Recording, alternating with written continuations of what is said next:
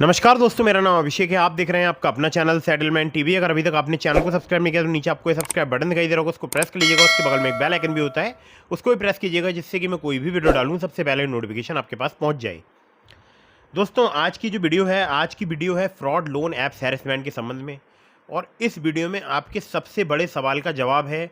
और वो सवाल आपका ये है कि कितने दिन लोन एप्लीकेशंस वाले परेशान करते हैं, मतलब जो ये फर्जी लोन एप्लीकेशंस वाले हैं ये कितने दिन परेशान करते हैं, और 7 दिन वाली फर्जी लोन एप्लीकेशन के कॉल्स आना कब बंद होंगे या कैसे बंद होंगे, लोन नहीं चुकाने पर सिबिल ख़राब कर सकते हैं। तो ये कॉमन क्वेश्चन है, बहुत सारे लोगों के दिमाग में रहता है। इन्हीं सब सवालों के जवाब दूंगा। और बहुत बड़ी परेशानी है ये फर्जी लोन एप्लीकेशन, आपको पता ही है।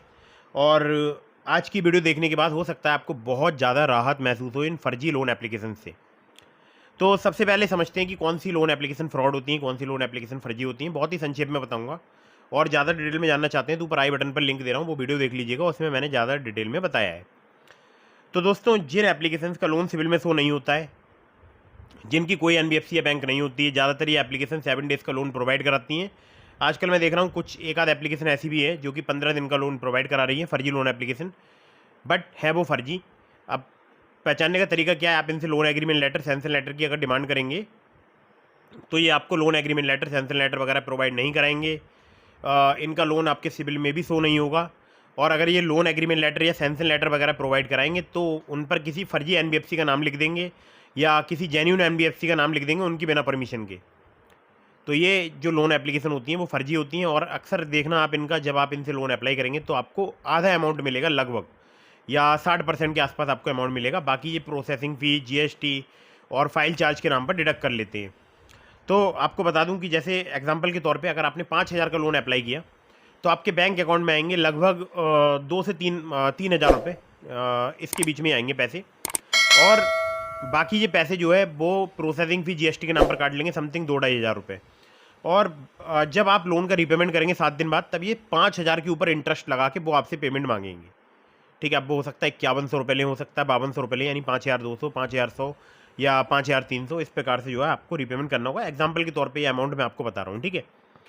तो अब आपके मन में एक सवाल आ रहा होगा कि ये जो 7 दिन वाली लोन एप्लीकेशंस हैं, अगर ये फर्जी हैं, फ्रॉड हैं, तो ये इंडिया में वर्क कैसे कर रही हैं। देखिए, इंडिया में बहुत सारी ऐसी पॉलिसीज़ आ चुकी हैं जो कि फर्जी लोन एप्लीकेशंस को ब्लॉक कर रही हैं। बट इनके पास जो इनकी जो टीम है, जो भी रिसर्चर्स हैं जो कि फर्जी लोन एप्लीकेशंस का साथ देते हैं, वो रिसर्च करते हैं कि कैसे हम प्ले स्टोर में आ सकते हैं, कैसे हम अपने एड्स वगैरह रन करा के डायरेक्ट एपी की फाइल डाउनलोड करा सकते हैं कस्टमर के फ़ोन में।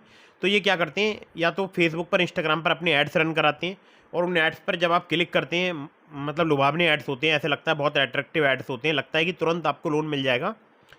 जब आप उन एड्स पर क्लिक करते हैं तो वहाँ पर एपी की फाइल डाउनलोड होने का लिंक आता है, और उस एपी की फाइल डाउनलोड करके जब आप उसको इंस्टॉल करते हैं तो ये बहुत ज़्यादा हार्मफुल होता है। क्योंकि जब आप एप्लीकेशन को इंस्टॉल कर रहे होते हैं तो वहाँ पर आप बहुत सारी परमिशन देते हैं, जिससे उनके पास आपकी कॉन्टैक्ट लिस्ट, आपकी मीडिया स्टोरेज, आपकी गैलरी, मतलब मैसेजेज, तमाम फ़ोन का आपके एक्सेस उनके पास पहुंच जाता है। और वो आपकी बहुत सारा डेटा अपने हार्ड डिस्क में या अपने पास जो भी उनके पास कोई क्लाउड सर्वर होता है वहाँ पर सेव कर लेते हैं। तो हार्ड डिस्क या क्लाउड सर्वर में जब वो डाटा सेव करते हैं, उसी डेटा से वो रिकवरी करते हैं। ठीक है, तो ये क्या करते हैं, लोन देने से पहले आपकी जो कॉन्टैक्ट लिस्ट होती है और आपकी जो कॉल लॉग होती है, कॉल लॉग मतलब जो आप कॉल्स वगैरह करते हैं, रिसीव कॉल, डायल कॉल वगैरह, तो कॉल लिस्ट जो आपका कॉन्टैक्ट होता है उसको मिलाते हैं कॉल हिस्ट्री से, आपकी कॉल लॉग से।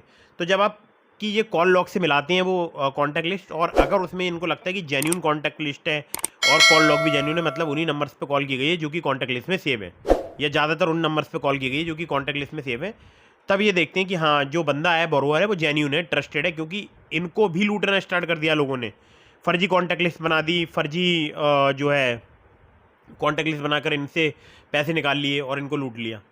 हालांकि है पूरी तरीके से इलीगल, लेकिन मैं आपको एक बता रहा हूँ, आपको कभी भी ऐसा नहीं करना है।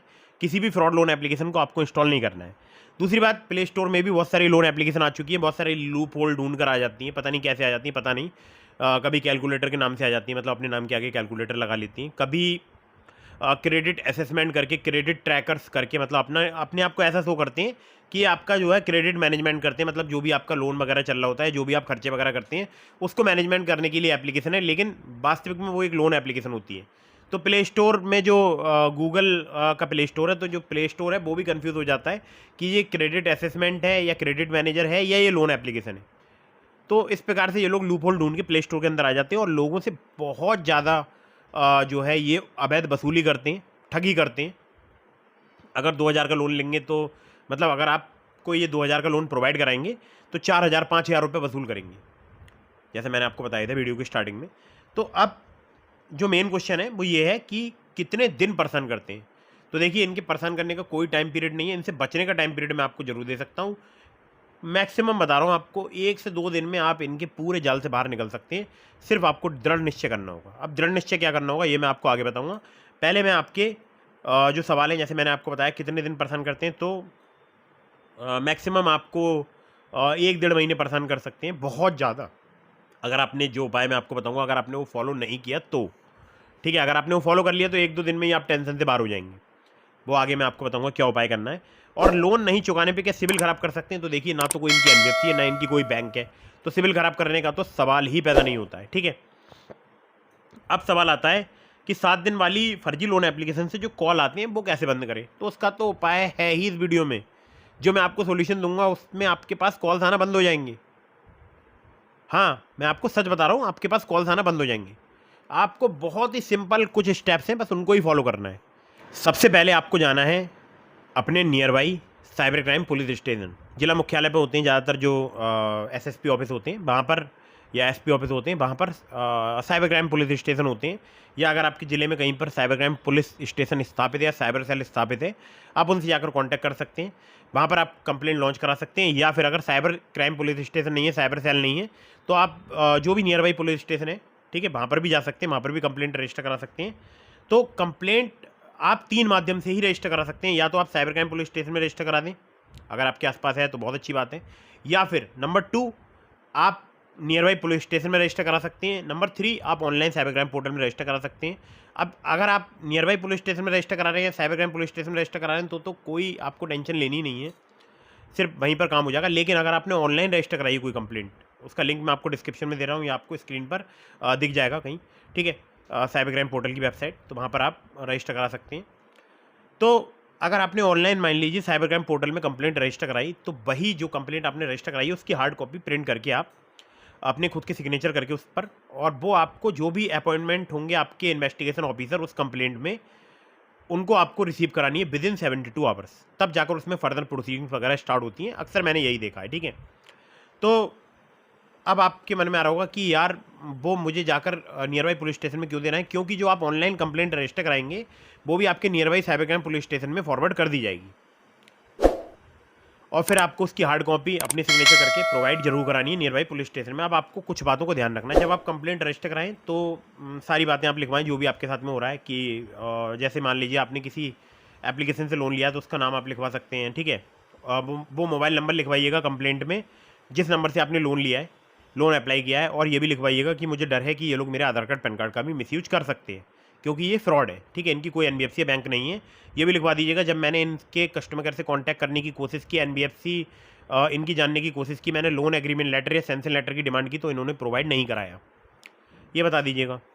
और जो भी आपके साथ में प्रॉब्लम्स हो रही हैं वो आप जो है बता दीजिएगा कंप्लेंट में, मतलब वो चीज़ लिखवा दीजिएगा। ठीक है, चाहे आप ऑनलाइन कराएं, चाहे ऑफलाइन, चाहे near by cyber crime police station में या नियर बाई जो है पुलिस स्टेशन में। तो आपको ये सारी बातें डिटेल में लिखवानी है जो भी आपके साथ में प्रॉब्लम हो रही है। और आधार कार्ड पैन कार्ड वाली बात आपको जरूर लिखवानी है कि मुझे डर है कि ये लोग मेरे केवाईसी का मिसयूज कर सकते हैं।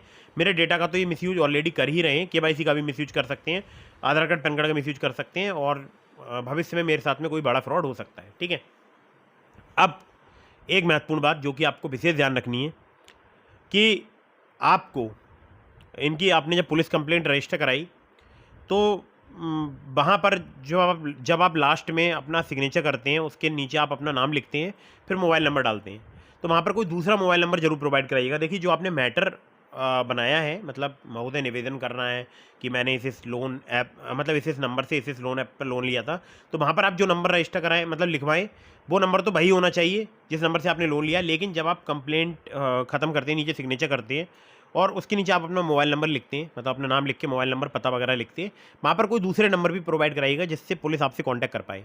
अगर आपने इनका रीपेमेंट कर दिया है ठीक है।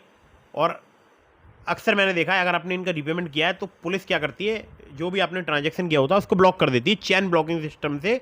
जितने अकाउंट में वो पैसा ट्रांसफ़र किया गया होता है, मतलब आपने इन फर्जी लोन एप्लीकेशंस को किया, वहाँ से किसी दूसरे अकाउंट में गया, मान लीजिए 2 पार्ट में गया, 3 पार्ट में गया, अलग अलग अकाउंट्स में गया, तो वो सब पूरी चैन की तरह से वो सब ब्लॉकिंग सिस्टम चालू हो जाता है और आपका पैसा वापस मिलने की भी चांसेस रहते हैं। ठीक है। अब आपके मन में आ रहा होगा कि हम इनका लोन चुकाएं या ना चुकाएं।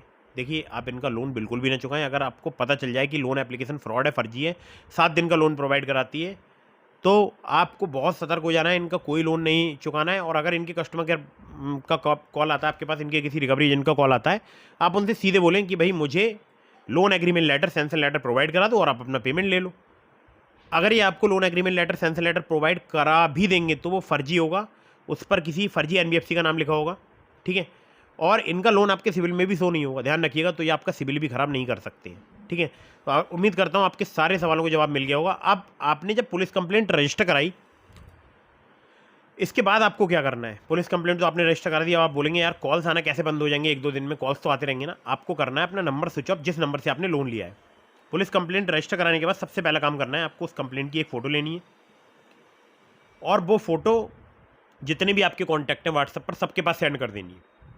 और उस फोटो को सेंड करने के बाद, उस कंप्लेंट की कॉपी का फ़ोटो सेंड करने के बाद आपको एक बात और बोलनी है वहाँ पर, या तो वॉइस नोट छोड़ दीजिएगा व्हाट्सएप पर, या कॉल करके बोल दीजिएगा, या लिख दीजिएगा कि अगर आपके पास मुझसे संबंधित कोई कॉल, मैसेज, फ़ोटो, वीडियो आता है तो आप उसे इग्नोर कीजिए और उस नंबर को ब्लॉक कीजिए जिस नंबर से वो मैसेज, फ़ोटो या वीडियो आता है।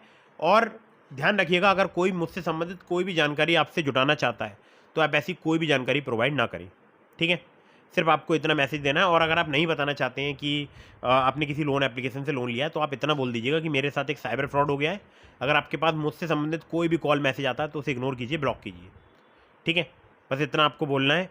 और उसके बाद आपको अपना नंबर स्विच ऑफ करना है, अपना व्हाट्सअप बंद करना है। टेंशन बिल्कुल भी लेनी नहीं है। 1 से 1.5 महीने नंबर बंद रखो। बीच बीच में कभी किसी ओटीपी के लिए आप सिम को डाल सकते हैं, या कोई आपको बहुत ज़्यादा अर्जेंट कॉल्स वगैरह करनी है तो सिम वगैरह डाल सकते हैं। हाँ, रिचार्ज वगैरह करते रहिएगा और बीच बीच में कॉल्स वगैरह करते रहिएगा, जिससे आपका नंबर जो है वो लैप्स ना हो। ठीक है, ध्यान रखिएगा इस बात का। तो 1 से 1.5 महीने नंबर बंद रखिए, उसके बाद कॉल्स वगैरह आना बंद। अब आपके मन में आ रहा होगा यार आपने नंबर स्विच ऑफ कराने के लिए तो बोल दिया, नंबर स्विच ऑफ करने के बाद ये क्या करेंगे। अगर आपने नंबर स्विच ऑफ करा तो ये करेंगे आपकी कॉन्टैक्ट लिस्ट में कॉन्टैक्ट। ठीक है। हो सकता है आपके किसी फ़ोटो पर चोर या उसको एडिट करके किसी एक आध कॉन्टैक्ट पर आपके पास भेज दें, मतलब आपके कॉन्टैक्ट लिस्ट में एक आध फ़ोटो, एक आध कॉन्टैक्ट पर भेज दें। लेकिन ऐसा नहीं है कि उनके पास इतना सारा टाइम है कि वो पूरे दिन बैठ के आपके फ़ोटो ही सेंड करते रहेंगे। बहुत उनके पास काम होता है। और जब उनको एक बार कोई व्यक्ति मना करेगा आपकी कॉन्टैक्ट लिस्ट का कि हम नहीं जानते हैं इस पर्सन को, तो फिर वो किसी दूसरे कॉन्टैक्ट को ट्राई करेंगे, फिर किसी तीसरे कॉन्टैक्ट को ट्राई करेंगे। उनको हर जगह से नाकामी हासिल होगी। ठीक है। उसके बाद 1-2 दिन वो ट्राई करेंगे आपके किसी कॉन्टैक्ट पर, मान लीजिए कोई आपका फ़ोटो भेज दिया, वीडियो भेज दिया। वैसे बहुत कम चांसेस रहेंगे, आपका आधार कार्ड, पैन कार्ड ही भेजते हैं वो, और या सेल्फी वगैरह भेजते हैं। लेकिन अगर भेज भी दिया, 1% मैं मान के चलता हूँ, एज्यूम कर लेता हूँ, तो उनको पता है वहाँ से, मतलब आपको पता है वहाँ से उनको नेगेटिव ही रिस्पॉन्स मिलेगा। आप नंबर स्विच ऑफ रखिएगा, नंबर ऑन मत कीजिएगा, व्हाट्सअप बिल्कुल बंद कर दीजिएगा उस नंबर से। क्योंकि अगर आपने व्हाट्सअप ऑन रखा तो वो आपके पास व्हाट्सअप पर मैसेज करेंगे, डबल चेक मार्क आएगा और उनको लगेगा कि आप व्हाट्सअप यूज़ कर रहे हैं, आप बात नहीं करना चाह रहे हैं। ठीक है। तो आपको ध्यान रखना है, आपको व्हाट्सअप भी बंद करना है, फ़ोन स्विच ऑफ करना है, और 1 से 1.5 महीने इसको बंद रखो। 1-2 दिन ट्राई करेंगे, 2 दिन माथा मारेंगे, 3 दिन माथा मारेंगे, उसके बाद कॉल्स वगैरह करना बंद कर देंगे। हो सकता है फिर इनको 10 दिन बाद याद आए कि यार एक बंदा है उससे रिकवरी करनी है हमें, फिर आपके पास कॉल कर सकते हैं। तो इसलिए मैं बोलता हूँ 1 से 1.5 महीने नंबर बंद रखो, और उसके बाद जब आप नंबर ऑन करोगे ना तो आप सारी परेशानियों से दूर पहुँच चुके होगे। मतलब फिर आपके पास कॉल्स वगैरह नहीं आएंगे। और फिर भी अगर 1% चांस है कि कॉल आ जाती है, फिर 10-5 दिन के लिए नंबर बंद कर लो। ठीक है। सिर्फ आपको इतना ही करना है, ज़्यादा सोचना नहीं है इनके बारे में। इनका कोई रीपेमेंट नहीं करना है। अगर आपने रीपेमेंट कर दिया तो समझ लो फिर आप फंस जाओगे बहुत बुरी तरीके से। आपको ये इतना हैरेसमेंट करेंगे, इतना परेशान करेंगे, इनको पता चल जाएगा ना आपके पास पैसा है। हो सकता है दोबारा से आपके बैंक अकाउंट में कोई अमाउंट ट्रांसफ़र कर दें और फिर आपसे रीपेमेंट की डिमांड करें। हो सकता है अगर आपने इनका रीपेमेंट कर दिया तो ये बोलें कि हमें तो कोई अमाउंट आपकी तरफ से प्राप्त हुआ ही नहीं है, हम आपको एक लिंक सेंड कर रहे हैं, इस लिंक पर पेमेंट कर दो। तो आप कब तक पेमेंट करते रहोगे? आप बर्बाद हो जाओगे। आप यकीन मानना, अगर आपने इनका पेमेंट करने के बारे में सोचा भी ना तो आप बर्बाद हो जाओगे। घर, मकान, दुकान, जायदाद, संपत्ति सब बिक जाएगी। तो इसलिए इन फर्जी लोन एप्लीकेशन से बचकर रहे। इनका कोई आपको रीपेमेंट नहीं करना है। और जो जेन्यून हैं, ट्रस्टेड हैं, आरबीआई रजिस्टर्ड एनबीएफसी या बैंक्स के ब्याह पर वर्क करती हैं एप्लीकेशंस, लोन एप्लीकेशन, उनका आपको समय पर ही रीपेमेंट करना है। ठीक है, ध्यान रखिएगा। मैंने आपको बहुत सारी जेन्यून ट्रस्टेड एनबीएफसी या बैंक रजिस्टर्ड लोन एप्लीकेशंस के लिंक आपको डिस्क्रिप्शन में दे दिए हैं। ठीक है, जरूर चेकआउट कीजिएगा और टर्म्स एंड कंडीशन वगैरह जरूर ध्यान से पढ़िएगा अगर आप वहाँ से लोन्स वगैरह अप्लाई करते हैं तब। ध्यान रखिएगा, अगर आप जो मैंने आपको डिस्क्रिप्शन में लिंक दिया वहाँ से अगर आप लोन वगैरह ले रहे हैं तो आपको अच्छे से टर्म्स एंड कंडीशन वगैरह पढ़ना है और लोन उनका समय पर ही चुकाना है। ठीक है, क्योंकि वो सभी जेन्यून एंड ट्रस्टेड है, आरबीआई रजिस्टर्ड एनबीएफसी के ब्याज पर वर्क करते हैं। तो फटाफट से वीडियो कर दीजिएगा लाइक और टेलीग्राम चैनल ज्वाइन जरूर कीजिएगा, डिस्क्रिप्शन में लिंक है। आपके मन में कोई भी सवाल है तो आप मुझे इंस्टाग्राम पर फॉलो करके डीएम के माध्यम से भी अपने सवालों के जवाब ले सकते हैं। और एक मैं आपको ज़रूरी बात और बताऊं, मैं देख रहा हूँ बहुत सारे लोग वीडियोस तो कंटिन्यू वॉच कर रहे हैं लेकिन चैनल सब्सक्राइब नहीं कर रहे हैं। तो चैनल को आपको सब्सक्राइब जरूर करना है, वीडियो को लाइक भी करना है और अपने दोस्तों के साथ शेयर कर दीजिए जो परेशान है। मान लीजिए आपको पता है आपका कोई दोस्त लोन एप्लीकेशंस के जाल में फंस चुका है, उसके पास ये वीडियो जरूर भेजिएगा, उसको हो सकता है बहुत ज़्यादा राहत मिले वीडियो देखने के बाद।